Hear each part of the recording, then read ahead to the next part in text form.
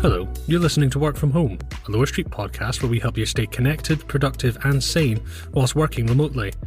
In today's episode, I'm talking to Dr. Michelle Dickinson about being in New Zealand and running an international remote company, how you can celebrate failures and get to know each other whilst being remote, and how she holds meetings at different times to accommodate different people in different time zones.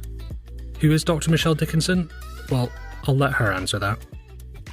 So my name is Michelle Dickinson. I have a PhD in engineering and I'm a nanotechnologist, and I am passionate about helping everybody everywhere realize that they're all tech savvy and they're all amazing scientists, and school has probably just beaten it out of you. And so Nanogirl Labs is designed to help everybody everywhere to develop a relationship with science and tech. Are you guys based in New Zealand? Our head office is in New Zealand, yeah, but we have bases in Canada, the US and the UK. So you guys have always been remote then? We've always been remote. Look, I've worked for all sorts of companies in my time as an engineer, Apple, Intel, Microsoft in the US.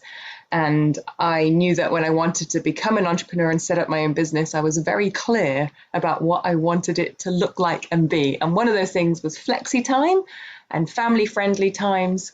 And one of those is work from anywhere, however you want, as long as you do the work, it doesn't matter. So we set up remote first and flexi time as our core company setup. And that's come in really handy, actually, during COVID.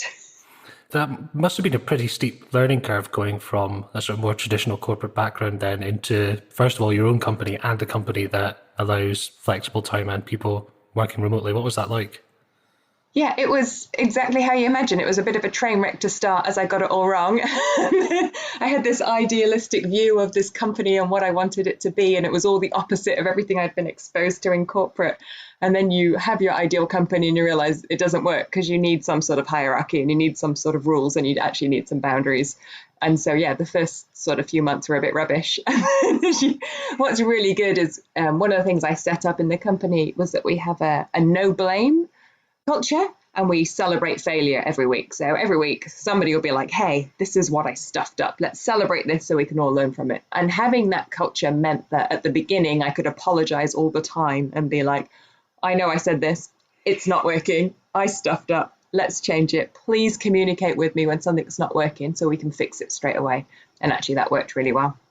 That's amazing, because that's one of the main fears that a lot of people have when working remotely, is that they want to appear as though everything's going well and there's the front, everybody's curating their Zoom backgrounds and all that sort of stuff. Not me, obviously. But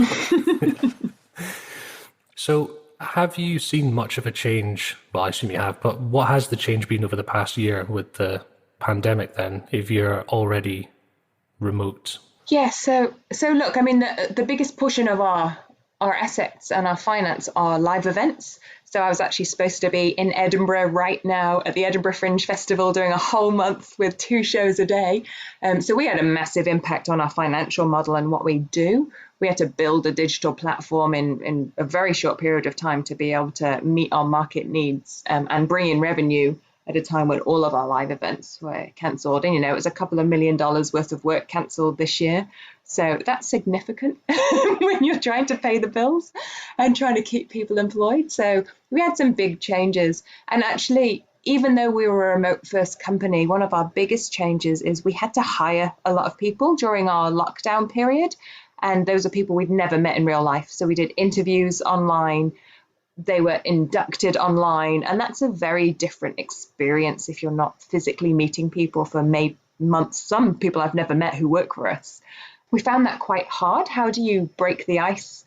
How do you get to know people when you just don't know them? And Zoom calls are very curated, right? You can make your background look lovely. You can seem like this perfect individual, whereas your kids might be killing each other in the next room. And so we really struggle to get people to sort of show us their real side, not just their Zoom, auto, like nicely airbrushed side. So yeah, that has been, building that trust has been challenging.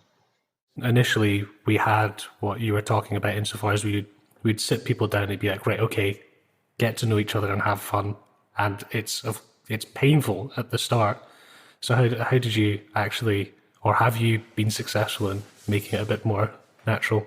Yeah, so I did what I said I'd never do, and I forced fun on people. And so we have a compulsory team quiz that happens once a fortnight that everybody has to attend, and we pay you to attend. So even if you're a contractor, we pay you to come.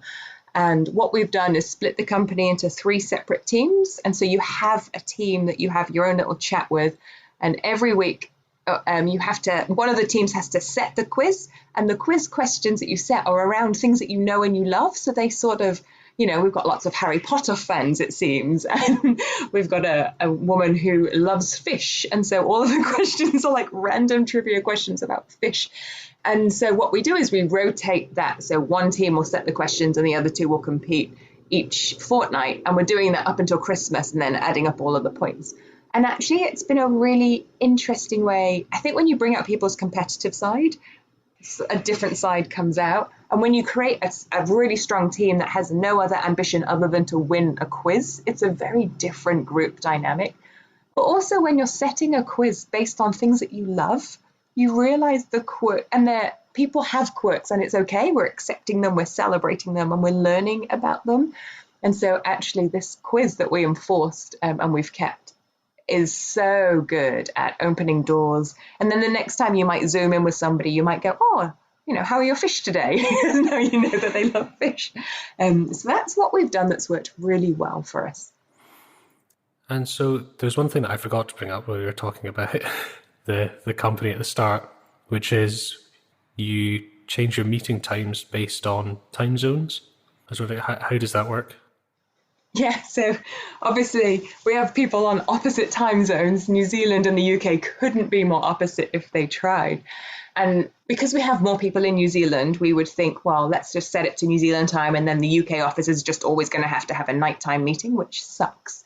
And so we make sure that it's fair and that we're representing each of the time zones as much as we can. And so that does mean that sometimes our New Zealand staff, we say, hey, just to, 3 weeks from now, some of these meetings are going to be sort of late at night. Can you do that? Can you work that around your family?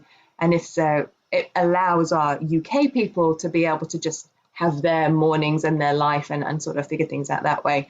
And the team, again, they're a highly empathetic team, and they all said 100%, if they are willing to do that for us, we will do the same in exchange. And so it does mean that our meeting times are very scattered and probably range from, sort of 7 a.m. through to maybe 9 p.m. over a period of weeks, but we try and keep that concise within a short period. So it's not like we're doing shift work, but you do factor those things in. Because we want everybody to feel included and valued, and not just the place where we have the most people is the one that's always winning. So yeah, it's been challenging to wrangle, but those who do it say they really appreciate being valued as equals in the team. Yeah, because the last thing you want to do is just leave someone out because, oh, sorry, you're from the Philippines, so we're just not going to, you'll just have to make it work. That's definitely been a thing for us as well, is finding a time during the day when everyone is free, or rather just accepting that maybe everybody's not going to be there all the time. Yeah, and which is totally fine because we're a day ahead in New Zealand. So that means that on Monday, it's still the weekend for my Canadian and my US staff and my UK staff. And so I don't expect them to be on a Monday, use their Sunday up. What it means is that they'll be working on our Saturday, and the Auckland office probably won't be in, but that's okay. Like, because we have remote first networks and everything's in our boards, you can see what's been left for you and just carry it on without needing that team to be online. So yeah, we're lucky, that we live in a day and age where there are enough online software systems that allow you, we use Asana, but allow you to sort of manage projects remotely. Yeah, and there's also a real nice novelty in leaving something when you go to bed and then you wake up the next morning and something's been done in it. It's just so good. It's actually really satisfying. Hey, that's it for today's episode. Thanks for listening. If you enjoyed it, I would really appreciate it if you gave us a rating and a review. It really helps us reach more people. And if you aren't, get subscribed, because we'll be back with new content every Monday, Wednesday, and Friday.